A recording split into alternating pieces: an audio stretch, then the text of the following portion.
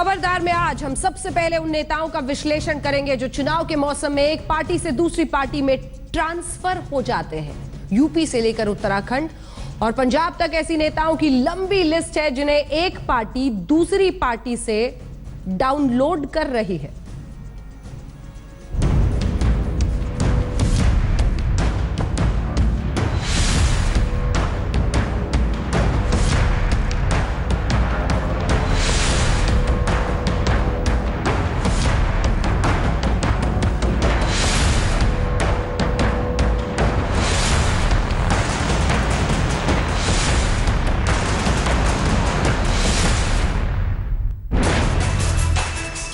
ये भारत के नेता हैं या फिर चुनाव के चाइनीज माल। चुनाव के दौर में नेताओं से गारंटी की इच्छा ना करें। चुनाव में इंस्टेंट डाउनलोड हो जाने वाले दल बदलू नेता। चाइनीज माल की तरह हमारे नेताओं से भी चुनाव के दिनों में किसी गारंटी की इच्छा ना करें, क्योंकि अगर जीवन भर कांग्रेसी रहे नारायण दत्त तिवारी 91 साल की उम्र में अब बीजेपी ज्वाइन कर रहे हैं, तो फिर पार्ट टाइम नेता होने के नाते नवजोत सिंह सिद्धू दल बदल का इतना तो डिस्काउंट ले ही सकते हैं। वो तो सिर्फ 12 साल ही बीजेपी में रहे हैं। ऐसा चुनावी लोकतंत्र कहां मिलेगा जिसमें चुनाव के वक्त नेताओं को आत्मज्ञान की प्राप्ति हो जाती है। ये अस्तित्व का सवाल है, तुम्हारे अस्तित्व की लड़ाई है, गरीब की रोटी की लड़ाई है, ये स्वाभिमान की लड़ाई है, ये पगड़ी की लड़ाई है, तुम्हारी इज्जत की लड़ाई है दोस्तों। ये धर्म की लड़ाई है, भूखों के लिए रोटी की लड़ाई है, रोते हुओं के हंसने की लड़ाई है, उजड़े हुओं को बसने की लड़ाई है और पंजाब की राह के बाधा को, हर पत्थर को हटाने की लड़ाई है। नवजोत सिंह सिद्धू ने जो पलटी मारी है उसके बारे में हम आपको आगे बताएंगे, लेकिन चुनाव के दिनों में दूसरी पार्टियों से तुरंत डाउनलोड हो जाने वाले नेताओं की लिस्ट में आज सबसे बड़ा नाम नारायण दत्त तिवारी का है, जो पत्नी उज्ज्वला और कानूनी लड़ाई के बाद बेटे बने रोहित के साथ सपरिवार बीजेपी में शामिल हो गए। हम आपको एनडी तिवारी की पॉलिटिक्स के कलरफुल फ्लैशबैक में लेकर चलते हैं।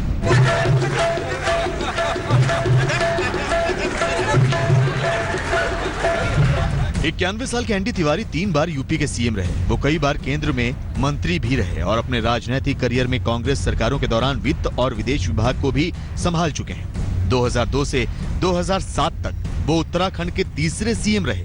2009 के बाद उन्हें कांग्रेस सरकार ने आंध्र प्रदेश के राजभवन में राज्यपाल पद पर इंस्टॉल कर दिया, जहां से वो एक सेक्स टेप कांड के साथ बाहर निकले। बात सिर्फ एनडी तिवारी की नहीं है। चुनाव का मौसम है तो हर पार्टी को दूसरी पार्टी के वो नेता अच्छे लग रहे हैं जो दल बदल के लिए 4G स्पीड से डाउनलोड होने के लिए तैयार रहते हैं। बीजेपी उत्तराखंड में चुनाव से पहले कांग्रेस के ज्यादातर बड़े नेता डाउनलोड कर चुकी हैं। इसमें यशपाल आर्य, केदार रावत, हरक सिंह रावत, सतपाल महाराज जैसे बड़े नेता शामिल हैं। इसमें यशपाल आर्य तो 40 साल कांग्रेस में रहे और 8 साल प्रदेश अध्यक्ष भी रहे। उधर कांग्रेस भी बीजेपी के पूर्व प्रदेश अध्यक्ष तीरथ सिंह रावत को डाउनलोड करने की तैयारी में है। तीरथ सिंह रावत बीजेपी के मौजूदा विधायक हैं, जिनका टिकट काटकर सतपाल महाराज को दिया गया। 40 साल का राजनीतिक सफर मैंने तय किया है कांग्रेस में और कांग्रेस की सेवा की है विभिन्न पदों पर रहते हुए। इसके कुछ सवाल ऐसे हैं जिसकी वजह से मुझे आज पार्टी को तितांजलि देनी पड़ी और भारतीय जनता पार्टी में सम्मिलित हुआ हूँ। उत्तराखंड में तो दल बदल से कांग्रेस की लीडरशिप साफ हो गई। हरीश रावत को छोड़कर बड़ा कोई नाम बचा नहीं। कांग्रेस के लिए पंजाब का मौसम अच्छा है, जहां राजनीति में पलटी मारने के सबसे बड़े गुरु नई टीम से चुनावी बैटिंग करने उतर गए। नवजोत सिंह सिद्धू ने अमृतसर ईस्ट से चुनाव लड़ने का पर्चा भर दिया। कैप्टन साहब हमारे लीडर हैं नवजोत सिंह सिद्धू, उन्होंने बेटा कहा है, बेटे का फर्ज निभाएगा। कोई बेटा ये नहीं चाहता कि उसका कोई पिता समान पार्टी का लीडर उस पर थोड़ा सा भी लांछन लगे। अब नवजोत सिंह सिद्धू उनकी ढाल है और यही कमाल। ये नवजोत सिंह सिद्धू का नहीं, भारत के उस चुनावी लोकतंत्र का कमाल है जहां नेता चुनाव का मौसम देखकर बदल जाते हैं। जो अब नवजोत सिंह सिद्धू पंजाब में खुद को उस कांग्रेस के कैप्टन का सिपाही और उनकी ढाल बता रहे हैं, जो कभी उनके राजनीतिक हिसाब से कुछ और थी और आज कुछ और है। लोग गिर रहे हैं। अरे मुझे तो ये भी सुनने में आया है कि सरकार गिर रही है। मैं कहता हूं और सरकार कितना गिरेगी, कितना गिरेगी ये सरकार। अरे कांग्रेस मुन्नी से ज्यादा बदनाम हो गई। I'm a born congressman. I'm a born congressman. मेरा अस्तित्व पैदाइशी कांग्रेसी है। I've just come back to my roots. मैं अपनी जड़ से वापस जुड़ गया हूं। राजनीति में दल बदल करना बड़ी बात नहीं है, लेकिन सवाल तो यह है कि हमारे नेताओं की राजनीतिक आस्थाएं चुनाव के मौसम में ही क्यों बदलती हैं? सिद्धू की तो बात ही निराली है। राजनीतिक आस्था के साथ पार्टी, मंच और संदर्भ तो बदल गए, लेकिन बातें नहीं बदली। शर्म की बात है, आजाद हिंदुस्तान में दिल्ली राजधानी हिंदुस्तान की पगड़ी, वो पगड़ी संभाल जट्टा, पगड़ी संभाल ओए। बैरिया ने आज तेरा लुट लिया माल ओए, बैरिया ने आज तेरा लुट लिया माल ओए। वो पंजाब जो देश का गौरव था, देश की पगड़ी थी, क्या कोई भगत सिंह उठेगा, उसकी रूह से आवाज निकलेगी पगड़ी संभाल जट्टा, पगड़ी संभाल ओए, बैरिया ने आज तेरा लुट लिया माल ओए। ये स्वाभिमान जगाने सारी कांग्रेस पार्टी खड़ी होगी। कांग्रेस के सिद्धू अब भी वैसी ही बातें कर रहे हैं जो 3 साल पहले बीजेपी के सिद्धू करते थे। बस अब सिद्धू ने अपनी पुरानी स्पीच में कांग्रेस शब्द को कट करके उस पर बादल शब्द को पेस्ट कर दिया है। अमृतसर से अशोक सिंघल और दिल्ली से रीमा पाराशर के साथ आज तक ब्यूरो। उत्तराखंड और पंजाब के जैसे उत्तर प्रदेश में भी दूसरी पार्टियों से नेताओं की डाउनलोडिंग बहुत पहले से चल रही है। इस लिस्ट में स्वामी प्रसाद मौर्य से लेकर रीटा बहुगुणा जोशी और अशोक प्रधान बड़े नाम हैं। पूर्व केंद्रीय मंत्री अशोक प्रधान 5 दिन पहले समाजवादी पार्टी से बीजेपी में डाउनलोड हो गए। इधर अशोक प्रधान खुर्जा से 4 बार बीजेपी के सांसद रह चुके हैं और वाजपेयी सरकार में मंत्री रहे। 2014 के लोकसभा चुनाव से पहले अशोक प्रधान समाजवादी पार्टी में चले गए थे, अब फिर आ गए बीजेपी में। इसके अलावा स्वामी प्रसाद मौर्य जो बीएसपी से बीजेपी में शामिल हो गए थे, अब यह कहा जा रहा है कि टिकट बंटवारे से नाराज मौर्य समाजवादी पार्टी में जा सकते हैं। 2 महीने पहले अक्टूबर में रीटा बहुगुणा जोशी कांग्रेस को छोड़कर बीजेपी में शामिल हो गई थी। बीएसपी से निकाले गए साहिबाबाद के पूर्व विधायक अमरपाल शर्मा आज कांग्रेस में शामिल हो गए। लेकिन नेताओं और राजनीतिक दलों को यह ध्यान रखना पड़ेगा कि दल बदल से माहौल तो मनाया जा सकता है, लेकिन सिर्फ दल बदल से जीत की गारंटी नहीं मिलती। जीत मिलती है लोगों के भरोसे से, क्योंकि हरियाणा चुनाव से पहले कांग्रेस के कई नेता बीजेपी में शामिल हुए थे। अगर आपको याद हो, बीजेपी को जीत मिली तो इसका सबसे बड़ा फैक्टर कांग्रेस के खिलाफ 10 साल की सत्ता विरोधी लहर थी। दिल्ली चुनाव में भी कांग्रेस और आम आदमी पार्टी के कई नेता बीजेपी में शामिल हुए थे, लेकिन बीजेपी को फिर भी बुरी तरह से हार मिली। दल बदल भी बीजेपी को जिता नहीं पाया। बिहार चुनाव से पहले भी कई बड़े नेता बीजेपी में शामिल हुए, लेकिन चुनाव में बीजेपी जीत नहीं सकी। दिल्ली के बाद बिहार की हार बीजेपी के लिए बहुत बड़ा झटका बनी, लेकिन असम चुनाव में बीजेपी को दल बदल से फायदा जरूर हुआ था। हेमंत बिस्व शर्मा जैसे नेता को कांग्रेस से तोड़कर बीजेपी में चुनावी जीत की संभावनाएं बढ़ गई थी। असम में बीजेपी की ऐतिहासिक जीत मिली और पहली बार वहां बीजेपी ने अपनी सरकार बनाई।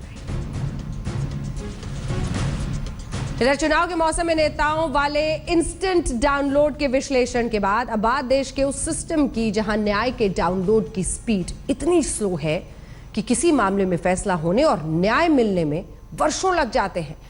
आज 18 साल बाद अभिनेता सलमान खान को जोधपुर की निचली अदालत ने आर्म्स एक्ट के केस से बरी कर दिया। सलमान खान 7 मिनट तक कोर्ट रूम में रहे। जज अपनी कुर्सी पर आए, उन्होंने सलमान खान से उनका नाम पूछा। 1.5 लाइन में यह फैसला सुना दिया कि सलमान को संदेह का लाभ देते हुए बरी किया जाता है। सबूत और गवाह ये साबित नहीं कर सके कि उस रात सलमान के पास हथियार थे और सलमान ने एक्सपायर्ड लाइसेंस वाले हथियार का इस्तेमाल किया था। 102 पन्ने के ऑर्डर में कहा गया कि सलमान पर केस दर्ज करने से पहले प्रशासन ने दिमाग नहीं लगाया। सलमान खान कोर्ट रूम में अपनी बहन अलवीरा के साथ मौजूद थे। बरी होने के बाद वो अपने फैंस से मिले, ऑटोग्राफ दिया, ट्विटर पर फैंस को थैंक यू मैसेज दिया और खुद से चिपके उस बड़े केस को छुड़ाकर जोधपुर से मुंबई आ गए। जिसमें 1 अक्टूबर 1998 की रात को जोधपुर के पास एक गांव में उन पर एक्सपायर्ड लाइसेंस वाले हथियार से 2 काले हिरणों का शिकार करने के आरोप तय हुए थे और उन्हें 1 हफ्ते के लिए जेल भी जाना पड़ा था। आज सलमान खान को 3/25 और 27 के दोनों अपराधों से बाइज्जत बरी कर दिया और अदालत ने ये माना 102 पेज के फैसले में कि अभियोजन पक्ष सलमान के विरुद्ध 3/25 और 27 के अपराध साबित करने में पूर्णतः असफल रहा है। सलमान खान के केस में अदालत में 18 साल तक ये मामला चलता रहा। ये भारत के न्यायिक सिस्टम की स्पीड है जिसमें तारीख पर तारीख मिलती रहती है लेकिन फैसले होते नहीं हैं। इंडियन जुडिशरी एनुअल रिपोर्ट 2015-2016 के मुताबिक भारत की अदालतों में इस वक्त करीब 2 करोड़ 80 लाख केस पेंडिंग है। एक स्टडी के मुताबिक सुप्रीम कोर्ट तक पहुंचते पहुंचते एक केस को भारत में औसतन 13 वर्ष से ज्यादा का समय लग जाता है। इसी स्टडी के मुताबिक भारत की निचली अदालतों में एक सामान्य केस भी औसतन कम से कम 6 वर्ष तक लटका रहता है। इसी स्टडी के मुताबिक एक याचिकाकर्ता को अदालत की एक सुनवाई के लिए औसतन 519 रुपए खर्च करने पड़ते हैं। इसी आधार पर यह अनुमान लगाया गया कि भारत की अदालतों में सुनवाई के लिए याचिकाकर्ताओं को हर साल 30,000 करोड़ रुपए खर्च करने पड़ते हैं। भारत की अदालतों में इतने केस लंबित हैं कि हाईकोर्ट के जज एक दिन में एक केस की एक सुनवाई के लिए औसतन सिर्फ और सिर्फ 120 सेकेंड टाइम ही देते हैं। ऐसा सिस्टम जिसमें एक केस निपटने में वर्षों लग जाते हैं, एक केस में लोगों की जिंदगी भर की कमाई लग जाती है, वकीलों की जेबें भरती रहती हैं, जज तारीख पर तारीख देते रहते हैं। ऐसे सिस्टम में सुधार देश की सबसे बड़ी जरूरत होनी चाहिए। खबरदार में हम जल्लीकट्टू पर बैन से भड़कते तमिलनाडु का ज्वलंत विश्लेषण करेंगे क्योंकि तमिलनाडु के 400 साल पुराने पारंपरिक खेल जल्लीकट्टू पर बैन के खिलाफ तमिलनाडु के लोग सिस्टम से बिग फाइट करने पर उतारू हो गए हैं। आज चेन्नई के मरीना बीच पर हजारों की संख्या में लोग जल्लीकट्टू के समर्थन में इकट्ठा हो गए। इनमें से ज्यादातर युवा और स्टूडेंट्स हैं जो सांडों पर काबू पाने के पारंपरिक और लोकप्रिय खेल जल्लीकट्टू पर सुप्रीम कोर्ट द्वारा लगी रोक को हटाने की मांग कर रहे हैं। ये लोग हाल ही में खत्म हुए पोंगल त्योहार में पहले जल्लीकट्टू का आयोजन करवाने के असफल रही राज्य और केंद्र सरकार के खिलाफ नारेबाजी कर रहे हैं। दरअसल जल्लीकट्टू के आयोजन पर सुप्रीम कोर्ट ने मई 2014 में रोक लगा दी थी। लोगों का कहना है कि जब तक सरकार जल्लीकट्टू पर लगे बैन को हटाने के लिए कदम नहीं उठाती तब तक ये प्रदर्शन जारी रहेगा। पूरे तमिलनाडु में इस तरह के प्रदर्शन कई दिनों से जारी हैं और जल्लीकट्टू के समर्थन में रोजाना तमिलनाडु में लोगों का हुजूम सड़कों पर उतर रहा है। तमिलनाडु में जल्लीकट्टू का पूरा विवाद क्या है, इसकी शुरुआत कैसे हुई और ये विवाद अब कितना गंभीर हो गया है, इन सब सवालों के जवाब आज हम आपको देंगे। लेकिन सबसे पहले आपको बताते हैं कि जल्लीकट्टू आखिर है क्या। जल्लीकट्टू तमिलनाडु का 400 साल पुराना पारंपरिक खेल है जो हर साल फसलों की कटाई के पर्व पोंगल के समय आयोजित किया जाता है। जल्लीकट्टू को शुरुआत में सल्लीकट्टू कहा जाता था कि नाम सल्ली और कासू से बना है। सल्ली का मतलब होता है सिक्का और कासू का मतलब होता है सींगों में बंधा हुआ। जैसा कि नाम से ही जाहिर होता है, सींगों में बंधे सिक्कों को हासिल करना इस जल्लीकट्टू खेल का मकसद होता है। जल्लीकट्टू खेल में सांडों के सींगों में सिक्के या नोट फंसा कर रखे जाते हैं और फिर उन्हें भड़का कर भीड़ में छोड़ दिया जाता है। पहले जल्लीकट्टू खेल का आयोजन स्वयंवर की तरह होता था। जो कोई भी योद्धा सांड पर काबू पाने में कामयाब होता था, महिलाएं उसे अपना वर चुन लेती थी। लेकिन अब इस खेलों को नकद इनाम देने की परंपरा है। लेकिन इस खेल में हर साल कई लोगों की मौत होती है। एनिमल एक्टिविस्ट इसे जानवरों के साथ अत्याचार की तरह पेश करते हैं, जिसकी वजह से सुप्रीम कोर्ट ने साल 2014 में जल्लीकट्टू के आयोजन पर बैन लगा दिया था। इसी बैन के खिलाफ तमिलनाडु में प्रदर्शन किए जा रहे हैं। इस विवाद से जुड़े हर सवाल और हर पहलू का विश्लेषण करने के लिए हमने ये विशेष ग्राउंड रिपोर्ट तैयार की।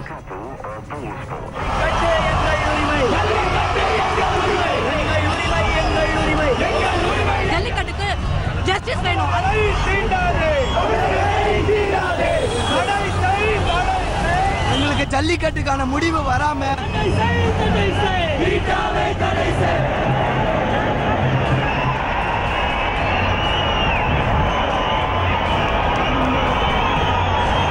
चेन्नई के मरीना बीच पर हजारों की भीड़ का यह गुस्सा हाल ही में बीते पोंगल त्योहार पर जल्लीकट्टू का आयोजन न हो पाने की वजह से है।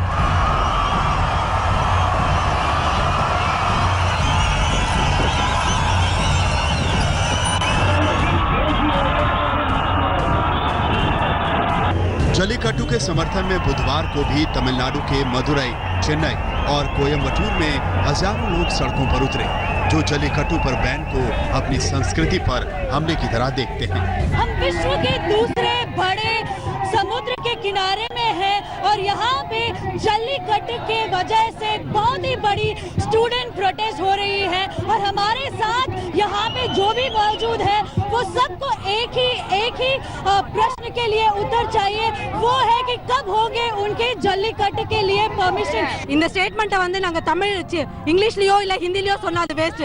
இந்த ஸ்டேட்மென்ட்டை நாங்க கண்டிப்பா தமிழ்ல தான் சொல்லி ஆகணும்। वो कह रही है कि वो सिर्फ और सिर्फ तमिल में ही बात करेगी और सिर्फ यही सवाल पूछना है यहाँ के गवर्नमेंट क्या कर रहे हैं, क्या उनको जल्लीकट्टू के लिए परमिशन मिलेगा कि नहीं।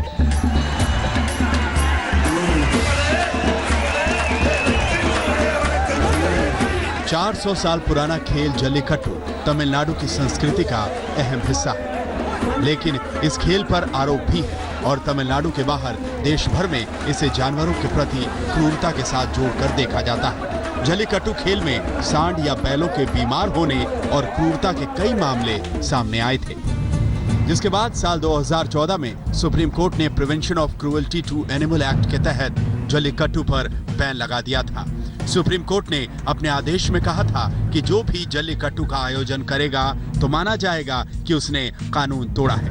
सुप्रीम कोर्ट का यह फैसला people for the ethical treatment of animal यानी पेटा सहित पशु अधिकारों से जुड़े संगठनों की अपील पर सुनाया गया था।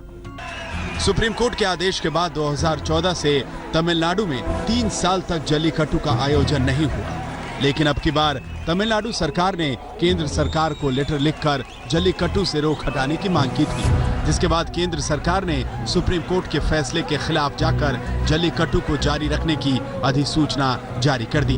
हालांकि जल्लीकट्टू को इजाजत देने के साथ केंद्र ने कुछ शर्तें भी रखी थी, जैसे सांड के घेरे से बाहर जाते ही उसे 15 मीटर की गोलाई के अंदर काबू करना होगा। जल्लीकट्टू में इस्तेमाल सांड पूरी तरह स्वस्थ होने चाहिए और जल्लीकट्टू के दौरान सांड को किसी तरह का नुकसान नहीं होना चाहिए।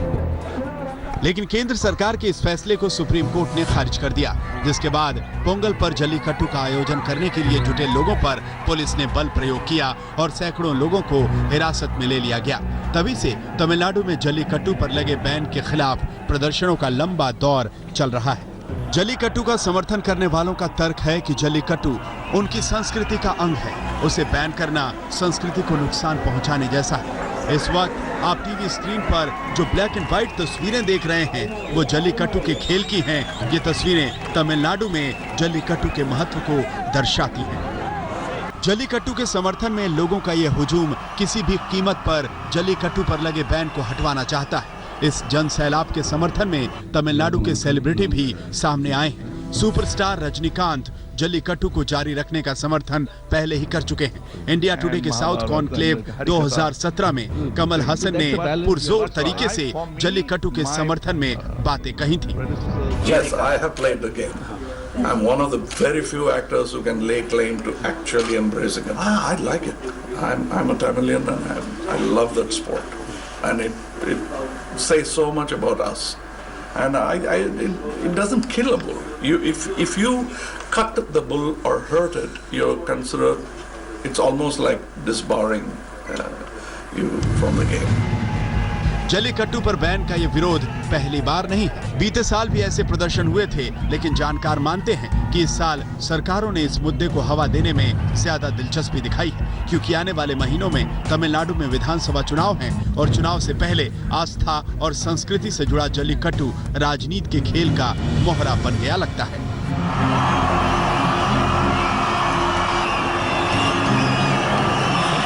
अक्षयनाथ के साथ प्रमोद माधव, चेन्नई, आज तक। जल्लीकट्टू पर बैन और इस बैन को हटाने के लिए फाइट करते तमिलनाडु की ग्राउंड रिपोर्ट देखकर आपको ये पूरा मामला अब समझ में आ गया होगा। अब आपको बताते हैं सरल शब्दों में समझाते हैं कि जल्लीकट्टू पर बैन की सिफारिश करने वाले संगठनों के क्या तर्क हैं और इन तर्कों को काटने के लिए जल्लीकट्टू के समर्थक क्या क्या कह रहे हैं। जल्लीकट्टू के समर्थक कहते हैं कि जल्लीकट्टू तमिलनाडु की संस्कृति, आस्था से जुड़ा एक पारंपरिक खेल है, जबकि जल्लीकट्टू पर बैन के समर्थक का तर्क है साल 2010 से 2014 के दौरान जल्लीकट्टू खेलते वक्त 17 लोगों की मौत हो चुकी है। 10 सालों में 200 से ज्यादा लोग मारे जा चुके हैं।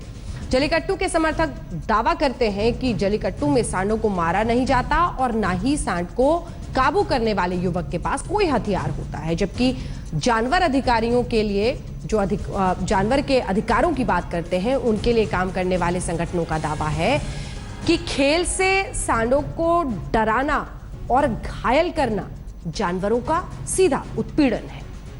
जल्लीकट्टू समर्थक कहते हैं कि खेल खत्म होने के बाद सांड वापस मालिक के पास चले जाते हैं, पूरे साल उनकी सही से देखभाल की जाती है, जबकि एनिमल एक्टिविस्ट के मुताबिक सांडों को भड़काने के लिए उन्हें शराब पिलाने से लेकर उनकी आंखों में मिर्च तक डाली जाती है, उनकी पूंछों को मरोड़ा तक जाता है ताकि वो तेज दौड़ सके। जल्लीकट्टू का विरोध करने वाले जल्लीकट्टू की तुलना स्पेन की बुल फाइटिंग से भी करते हैं, लेकिन जल्लीकट्टू और बुल फाइटिंग में मुख्य अंतर यह है कि जल्लीकट्टू में सांड के सींग से सिक्का निकाल के लाने वाला जो विजेता होता है और इधर बुल फाइटिंग में सांड को मारकर विजेता बना जाता है। तमिलनाडु के लोगों के लिए जल्लीकट्टू सिर्फ एक खेल नहीं है बल्कि सांस्कृतिक गर्व का एहसास करने वाला पर्व भी है कई मायनों में। Need to understand, first of all, in the very beginning you said a bullfight. This is not a bullfight. This is a celebratory kind of atmosphere. This is a festival. This is the only festival dedicated to the animals. This is the Makar Sankranti in the rest of the country is called Pongal in Tamil Nadu. There is a day on which there is a Matu Pongal, that is for the beasts which work on the land. Because in the agricultural community, the animals are seen as partners in the making of what happens.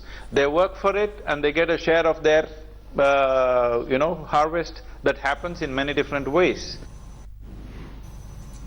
Animal activist सदियों पुराने इस खेल को पूरी तरह ban करने के पक्ष में है, जो जल्लीकट्टू को क्रूर, शैतानी, असभ्य, जंगली और ना जाने कैसे कैसे नामों से पुकारते हैं। लेकिन जब हमने जल्लीकट्टू के पक्ष और विपक्ष जानने के लिए एक्सपर्ट्स की राय ली तो सवाल उठा कि क्या जानवरों के हित में काम करने वाले संगठनों में ऐसे लोग नहीं हैं जो मीट खाते हों। मगर जानवरों पर अत्याचार के नाम पर जल्लीकट्टू को बैन करने के नारे लगाने वाले लोग अपने घर जाकर मीट खाते हैं, तो कम से कम उन्हें तो साल में एक बार होने वाले जल्लीकट्टू पर उंगली उठाने का कोई नैतिक अधिकार हो ही नहीं सकता।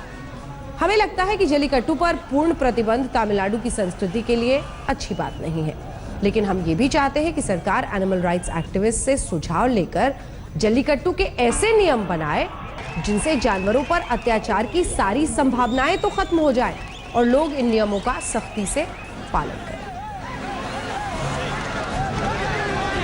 अपने जमाने के चॉकलेटी हीरो रहे ऋषि कपूर बातों को खुल्लम खुल्ला तरीके से कहने के लिए जाने जाते हैं। अब जब उनकी बायोग्राफी खुल्लम खुल्ला ऋषि कपूर अनसेंसर्ड आई है तो कई खुलासों से उन्होंने दुनिया को हैरान कर दिया है।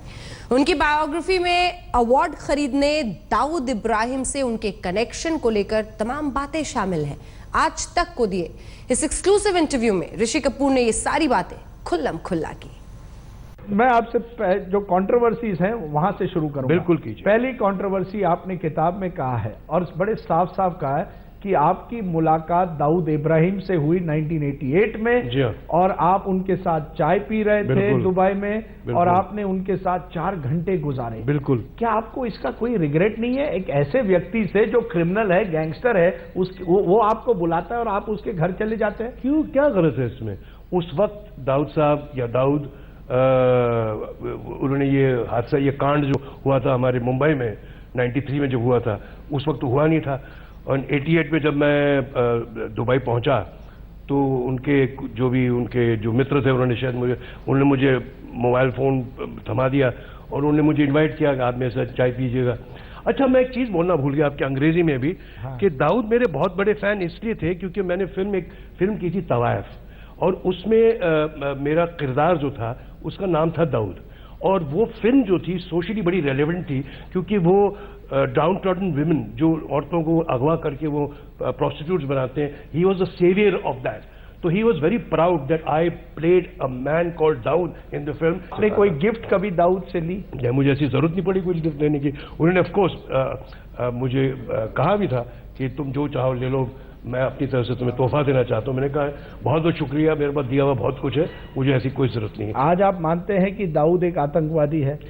जी हाँ, वो हमारे मुल्क के अगेंस्ट हो गया तो ऑब्वियसली मेरा भी दुश्मन हो गया वो। तो अगर आप कल दुबई पहुंचे और दाऊद का आदमी एक बार फिर एयरपोर्ट पर आपको मिले और कहे भाई आपको बुला रहे हैं आपको चाय पीने के लिए, आप जाएंगे? नहीं जाएंगे? नहीं, फिर नहीं, अब नहीं जाऊंगा।